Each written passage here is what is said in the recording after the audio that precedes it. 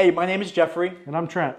And today's presentation is called Who's Going to Carry the Boat? And during this presentation, we're going to discuss two topics, and each of those topics will have 4 examples. At the end of each topic, we're going to leave some time for discussion.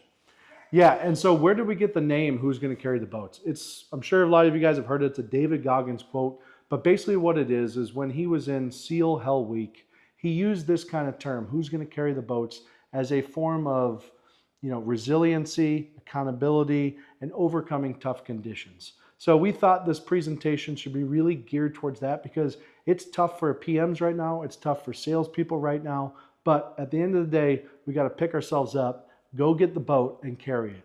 So you'll kind of learn, how to talk to salespeople, what motivates them, and hopefully we can have a good discussion after this and kind of get something from everyone. So hope you enjoy. And also, by the way, me and Jeffrey are some of the best actors in the business. So let's go. All right, next section is selling with confidence and not desperation. This is going to be vital moving forward, especially into the end of the year in 2026. So what we've done is we've put together 4 different videos, and then there's 3 sets in each video. So there's the wrong way for a sales consultant to do it. There's the PM kind of giving a teach back and to say like, hey, how could we have done this better? And then kind of teach them and show them what to do, right? And then the third video is going to show the sales consultant performing that specific task or objection and overcoming it properly.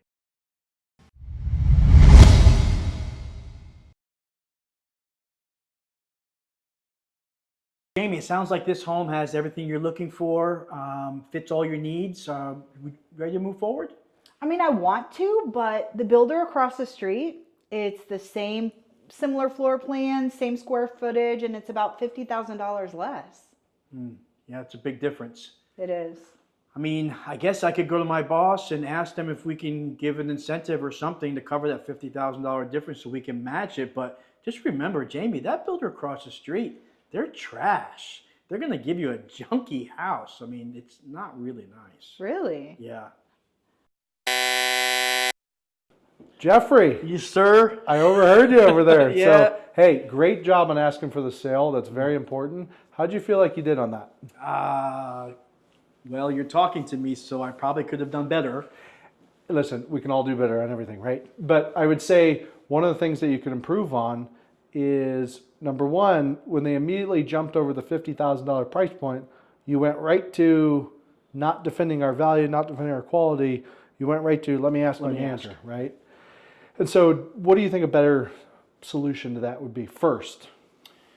I think I probably could have done a better of reminding them of building value in some of the intangibles, some of the things that you can't touch or feel, and asking maybe what's that worth to them. Okay, cool. And do you think we should share maybe your pointed opinions about the other builder? That probably wasn't the best choice of words to use, or Yeah, that's fine. I mean, and then listen, I don't disagree with but you. they are trash. Let's sell from a position of strength, though, right? We don't need to trash anyone else or talk about bad quality with other builders. Okay. We stand on our laurels here at David Weekly because we build a darn good home and give a great service. We do. So kind of explain that value instead. And I think if you just tweak those 2 things, you might be able to overcome that objection. Okay. I'll try my best, boss. All right, let's do it. Thank you.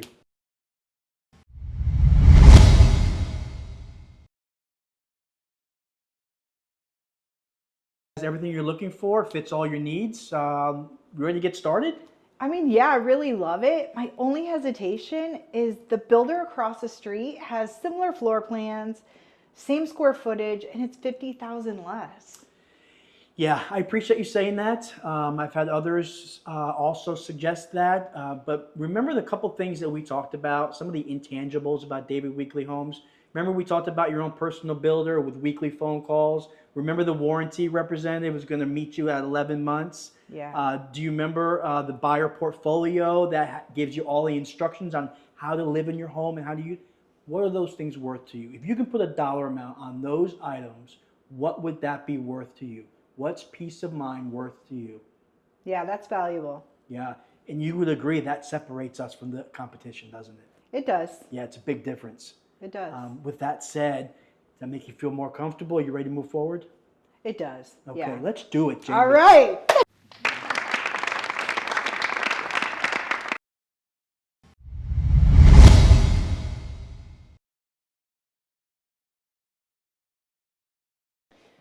right. So what did you think? Are you ready to move forward today? Yeah, thanks. We actually loved it. I just don't think we're ready. I mean, our lease ends in February, so I think we're really just going to make a decision around that time. Oh, all right. Well, how about I call you in February? Yeah, great. I would prefer you to just call me in February. All right. Talk to you then. Thanks. Jamie, I overheard you speaking with that customer. They seemed like they were really interested in the home, but they had a problem, didn't they? They did. And their problem was they have a lease that doesn't end until February, right? Right. So as our jobs as sales consultants, our job is to be a problem solver, right? So do you think we could have maybe tried to solve their problem? Yes. Yeah, and one of the probably easiest ways is to show them that with a lease, you can actually end your lease early, you just pay a penalty. Right. And so what you need to dig out from them is, have they read their lease? Do they know what it says? Do they know what the penalty is? And how much is that penalty? And if we can pull that information out, there's a very good chance to, with the way that we're incentivizing things, that we might be able to actually pay for that. So we can even give them that as an incentive, right? But the only way we can do that is if we pull out enough information and find out how can we solve their problem, right? Do you think we could try that again? Yeah, absolutely. Okay, cool.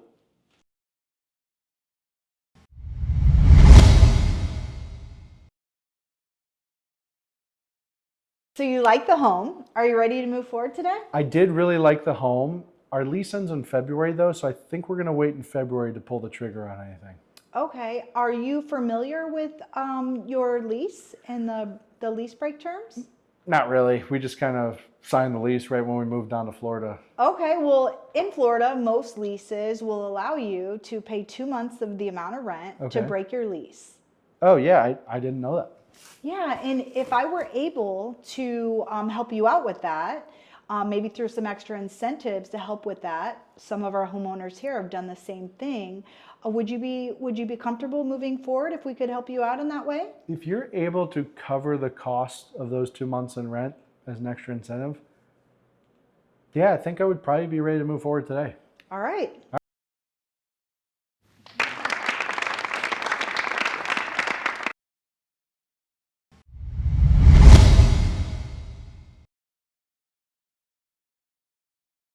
I was just wondering if you guys had any incentives. Oh yeah, we do. We have a bunch of incentives. Actually, we have a rate incentive where you can do 3.99. There's one that's 4.99, and then we also have flex cash if you want to do that. But yeah, we have lots of incentives. In fact, we haven't sold a lot of homes this month, so we're really trying to heavily incentivize a lot of our quick move-ins as well. Oh, great. Yeah. Trent, let me ask you, do you think that went well, or do you think you could have done some things better? I mean, listen, man, everyone right now just wants incentive. So I just tell them right off the bat, everything we have, just kind of throw it against the wall to see what sticks. It's kind of my strategy. Yeah, so by giving out all the incentives up front, do you have anything left in your pocket to use to help close them or entice them or encourage them to move forward? Well, I don't. Probably Not much left, right? Probably not, yeah. Yeah, so do you think it helps us or hurts us by giving the incentives out right away? You know, I guess I always just feel pressure to just answer their question right away. Yeah. I could probably hold back and I guess figure out what's actually important to them before I give it out. Exactly. Probably the best approach is going to be by asking more discovery questions. Let's find out more information about what they're looking for. Maybe one incentive is better for them versus the other. So if we gave them all the incentives, it may confuse them. Right. So we can tailor the incentives based on their needs and their wants. That makes sense? It does. It makes sense. If I do that, then I can probably even close them a little bit better. You probably could. Good. Attaboy. Man, you're the best boss. Attaboy!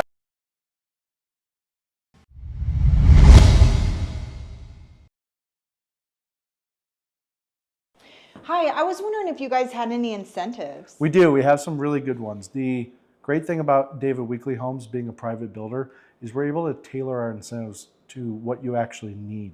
So let me ask you this. What's important to you in an incentive? Well, I was looking for a lower interest rate, maybe lower monthly payment, maybe some help with closing costs. Great. And since you mentioned you were interested in some quick move-ins, different homes are going to have different incentives. So why don't let's do this if you don't mind. Let's try to go identify which home you like the most, and then we'll be able to tailor it to kind of what you need. We can Okay. even sit down and kind of go over some numbers and look at it, and then that way you can see how that incentive actually works for you. Yeah, that sounds like a good idea. Okay, great. All Let's right, go do it. Let's do it.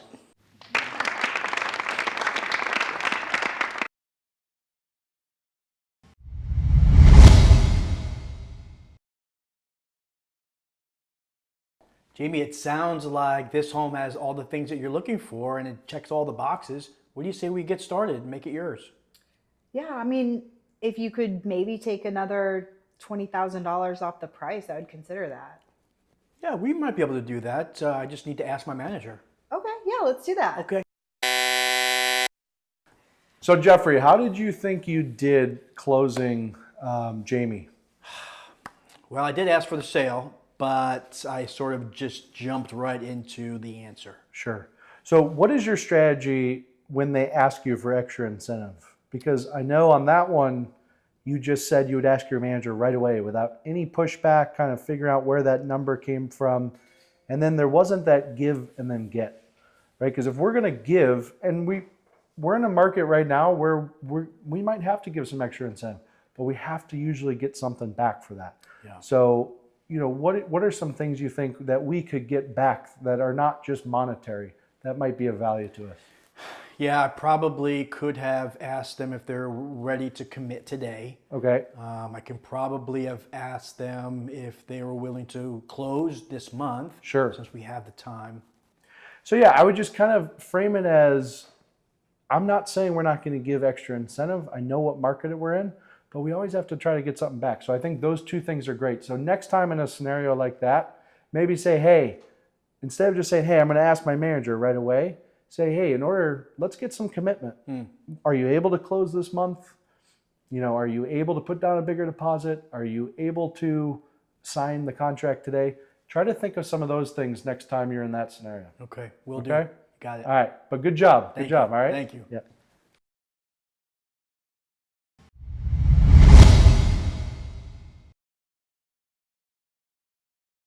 Jamie, it sounds like this home has everything that you've been looking for and it checks all the boxes. What do you say we go ahead and get started and make it yours?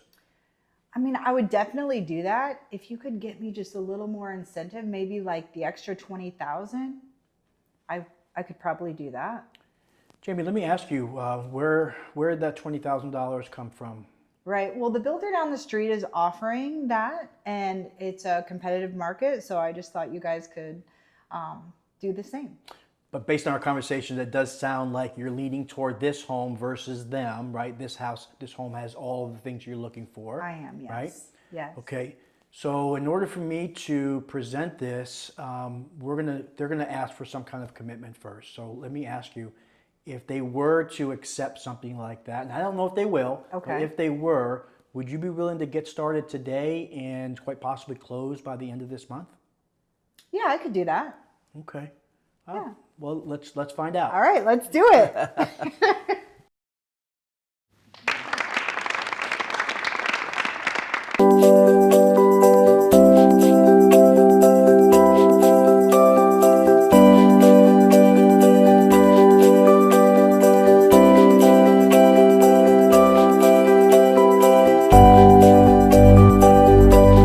So obviously, the word motivate gets thrown out a lot in new home sales, and especially in new home sales management. But I think in order to motivate, we really need to understand and dig deeper as to the why. Why do our salespeople work every weekend? Why do they drive an hour to the office? Why do they give up time with their families on their days off to write that extra deal? That's the key component to understanding how to compel and motivate your team in times that are tough. And so I think what we need to do as leaders is just what we're asking our salespeople to do with customers, and that's dig deeper. That's asking more questions. That's being a lot more thoughtful in our PEs with them, and really kind of understanding how each individual person is going to respond to different motivators. When I was playing football, a key component was my coach would always say KYP, which is know your personnel. Right? I couldn't throw a bullet pass to the guy who didn't have good hands, but maybe I could throw it to the starting receiver. So it's very important to understand why each individual person on your team shows up to work every day. And it's okay to remind them that when they have a bad month, because nothing gets someone out of a rut more when they can focus and kind of remind themselves, hey, this is why I'm here. This is why I'm giving up this time. But this is not something that you can just go to your sales team and say, hey, this month we need to be motivated. It's going to take time, it's going to take effort, and it's going to take a little bit of digging. And if we're asking them to dig, we can dig as well. So let's figure out what drives them and let's get them motivated.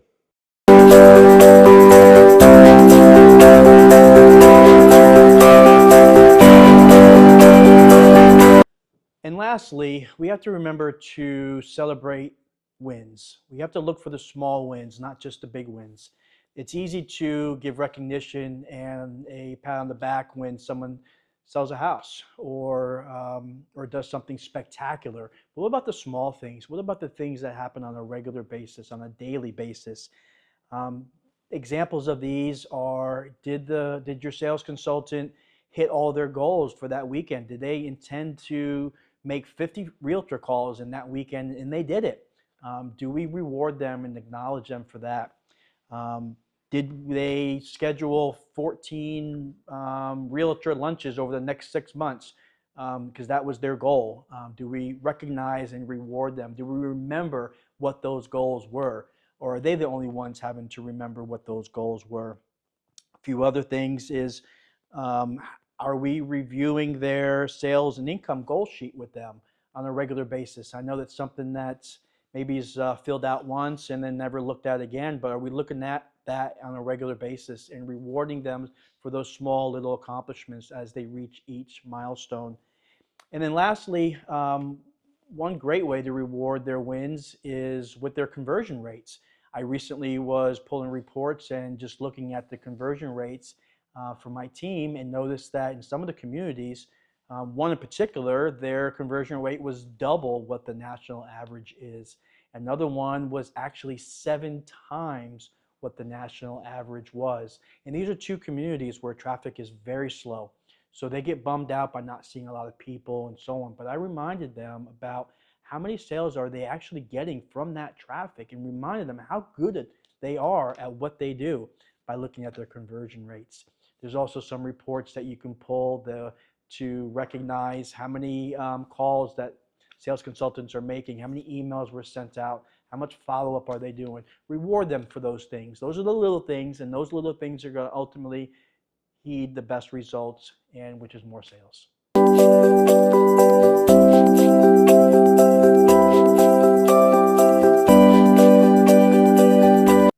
One thing I think that's important to talk to sales consultants right now is really targeting mastery over the process versus all the external factors right now. Obviously, we all know it's a harder time to sell than it was during COVID, right? But the market's always up and down. There's never good markets, there's never bad markets, there's just the current market. And for salespeople, as PMs, what we really need to do is start really honing in with our sales consultants about having the same sales process every single day, whether they're up in mood, down in mood, it was a good month last month, a bad month last month, it doesn't matter. The point is, every single person that comes into our doors right now is the most important person. So we have to make sure the mindset is there every single time. We're not focused on negativity in the press, negativity in emails, negativity with our sales partners. We just have to make sure that they're laser focused on the person that's in front of them and just improving every single day, getting a little bit better at the sales process. I think if we can commit to that and have our salespeople focus more on the main goal in front of them and less on everything else, I think it's only going to help us get bigger sales numbers and hit our goals. So remember, there's a lot going on in the world right now, but it's our job to remind our salespeople what's important and to block all that stuff out. So again, master the process over all the external factors.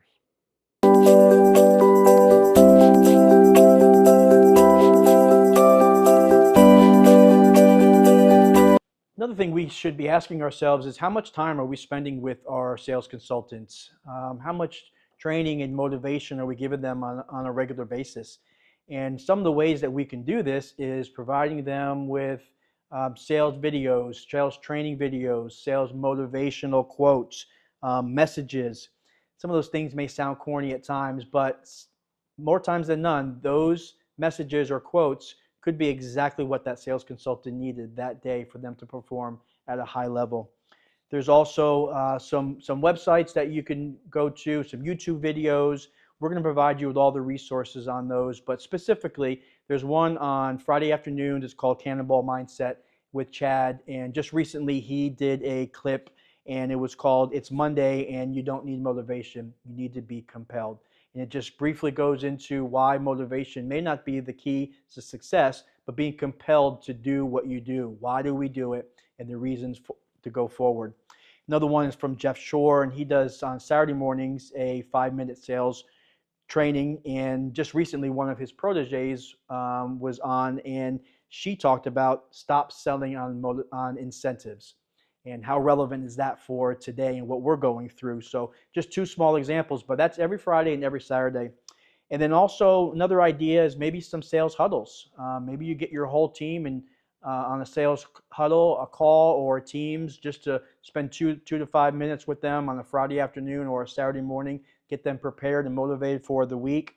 And then lastly, maybe offer the team some spiffs, maybe throw out some competition. I know a lot of people excel on competitive things, and maybe throw it out there that whoever makes the most realtor calls for that weekend will get a $50 gift card to Amazon, or whoever sells the highest volume or gives out the least amount of incentives that weekend is going to receive some sort of reward. So maybe some friendly competition between sales teams and communities maybe will help motivate them also.